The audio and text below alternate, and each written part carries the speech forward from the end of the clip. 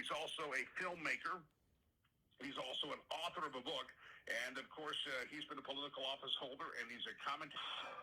French fry expert, Mr. Steve Laffey, on the hotline. Steve, good morning. I didn't know you were a French fry expert, but I just declared you one. I am a French fry expert. The best, you are right about the peanut. I have a son with a peanut allergy, so Five Guys is real. I haven't been in Five Guys in years, but when when you have a son with a peanut allergy, when you leave town, the first thing you do is get a peanut butter and jelly sandwich. Next thing is you go to Five Guys. You just keep doing this, right? And then the day before you come home, you don't do it, so you take a shower in your clothes or whatever. But my buddy Jonathan Newman, when I'm in Philly, the homemade fries he makes are just unbelievable. My wife makes great fries too, but I'll get on the floor with him and he just makes these. I don't know how I don't do it myself. It's actually quite dangerous to do in your kitchen with burning oil and whatever. I don't do it, but other people do. But Five Guys is up there. Except I might just, I don't know if I can get rid of my son for a couple of days. I could go there. But anyway, next time I travel, I'll send you a photo of Five Guys. Five Guys. So if you have a kid with a peanut allergy, you can't use the peanut oil, and McDonald's realized that. So now they have to chemically engineer their French fries. Look up the ingredients of McDonald's French fry. You're like, okay, maybe I won't. Maybe I'll skip that next time. What oil did you shift to when you have a kid with a peanut allergy to keep the flavor? Yeah, you got to go with vegetable oil. And the only way now to eat the McDonald's fries, not that I travel there too much anymore on the road, is that you got to get a vanilla shake. And so you take the fry and you dip it in the vanilla. I hate to say this because people wouldn't know this about me from here, but you dip the fry in the vanilla shake and then it's edible, even though to get each one individually is not so good. But a McDonald's hot fry in the vanilla milkshake dipped in and eating it is actually pretty good. That's number two.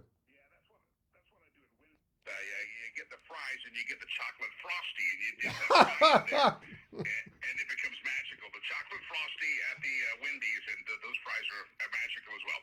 All right, Steve, Joe Biden has just landed in Israel, and the White House is hoping. Let's talk about that.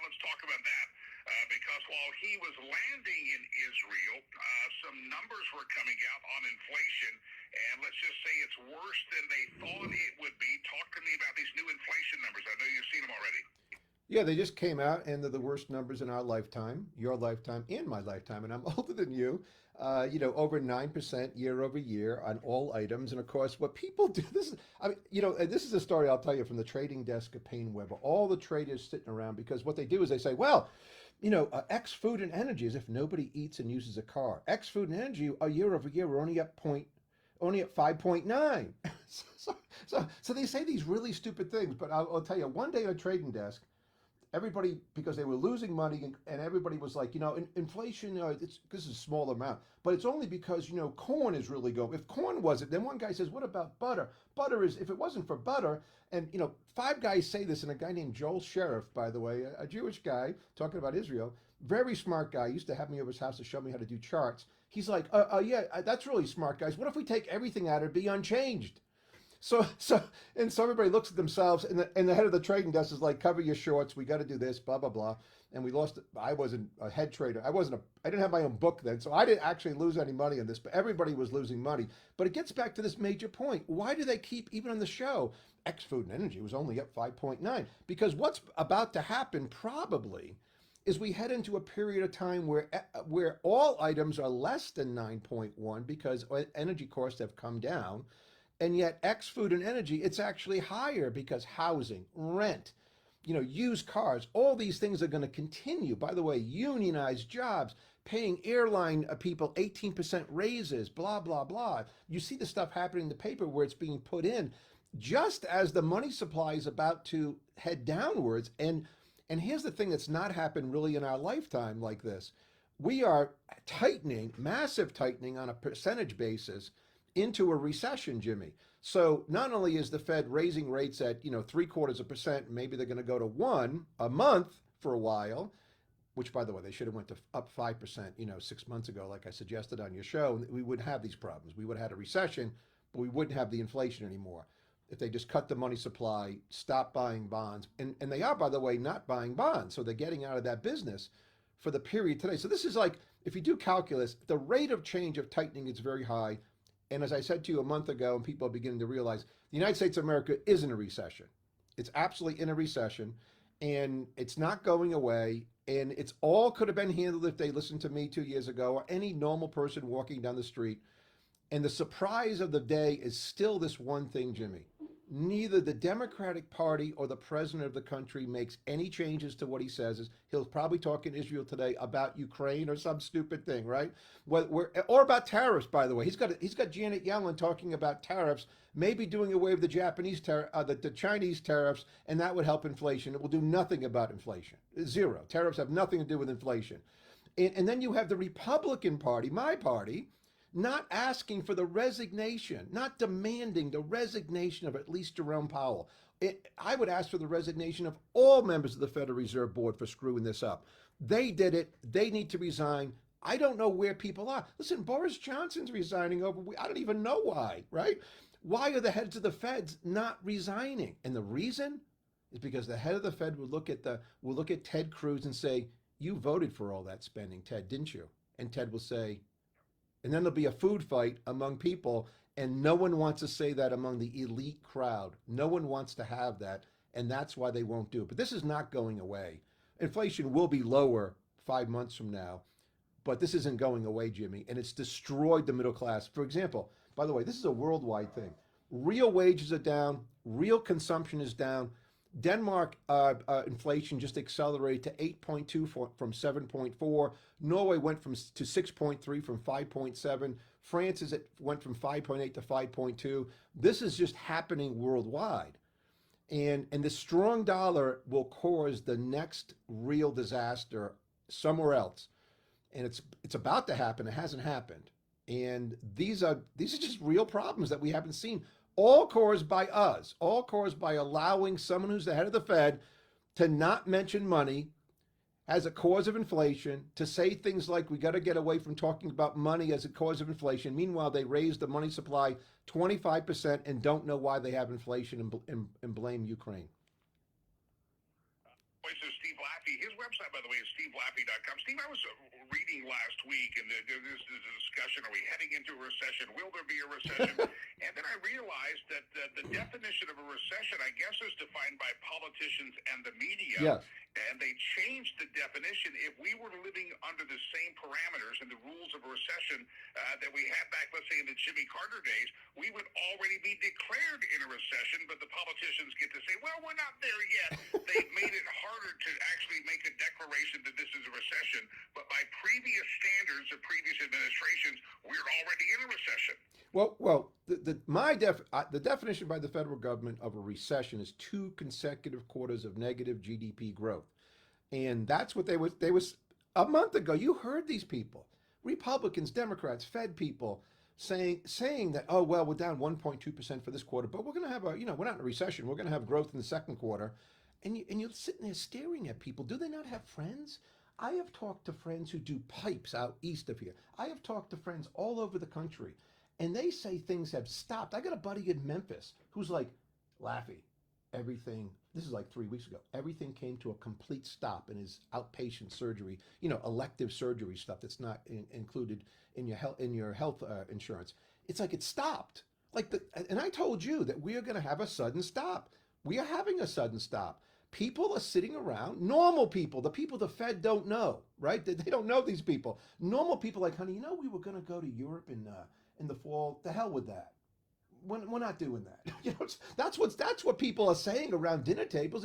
I mean, listen, that's what my friends are saying. And some of my friends are very wealthy, but my friends I grew up with, for the most part, are like, that's what they're doing. Those are normal people. Why don't we just get rid of everybody on the Fed? I walk down a street in 7 different states and picks 2 people from each state, and we don't know who they are, and they seem to be normal. They're walking a steady line at 12 noon, and we put them on the Fed. How about we do that? Some friends that I know near me that normally a group of families get together. They haul their motorhomes or their trailers, and they go to Lake McConaughey or big lake, Sure. Wherever they go. And they go there for a whole week or so. They camp out as big groups of families, and all of them in concert have decided, you know what, by the time we pay the diesel to get back and forth there, and then all of the water toys that we have to put gas in on the lake, it's just not cost effective. In previous days, that would have been several weeks in Europe, but we're just going to the lake. They've canceled their vacations just up the street to the lake. local diners, the local truck stops, the local grocery stores that normally they would have been frequenting and getting their supplies from. Those guys, I mean, they canceled it because they said it's just not worth it to pay the price of gas That's plus right. the price of all of our water toys. Right, exactly. Exactly. That's what's going on. It's called the reverse multiplier effect, right? And it's happening right now in front of our faces, and our elected officials and the Fed, they don't seem, they're sort of picking up on it now. I don't know who they hang around with, Jimmy. It's unbelievable. Steve Laffey is my guest. SteveLaffey.com is his website. Steve, how does this end? You said it's inflation will come down a little bit. What's it going to take? I don't think they're going to get rid of Jerome Powell. What would Steve Laffey predict here? Where are we headed? Well, where we're headed is into a stagflation life for the next period of time, as long as Biden and the Fed are behind the curve, because they will raise rates. But remember, the neutral rate to get this inflation under control would be 5%, 7% today. They're at one and a quarter, talking about going another 3/4 this month, right? So they're way behind the curve, and that's the problem. You can't get behind the curve when you're raising children. You can't get behind the curve when you have too much debt.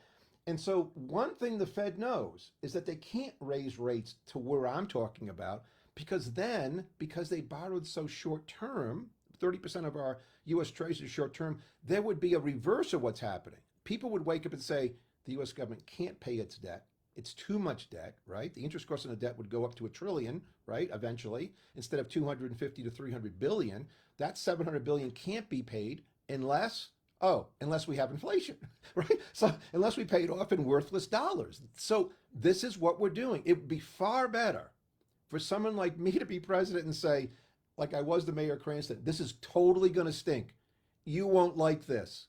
Here's what we're doing. The next year is terrible, but the next 20 years will be much better. Instead, like the 1970s, they try to convince people it is better. They just kind of hang around, and we have this stagflationary, deflation, whatever you want to call it, situation where people are making decisions that are not based upon markets. And remember this, because they kept rates so much lower than market rates for so long, people did stuff they never would have done.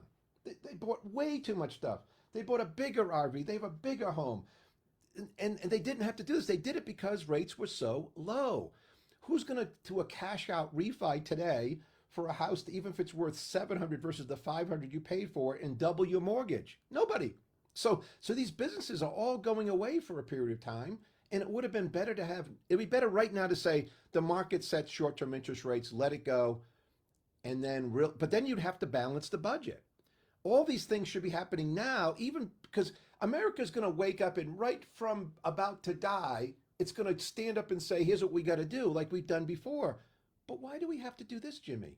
This is terrible for the middle class. You're taking you gave the middle class $4,000, and by now you've taken away 10 grand. That's what you've done. And the rich people got richer.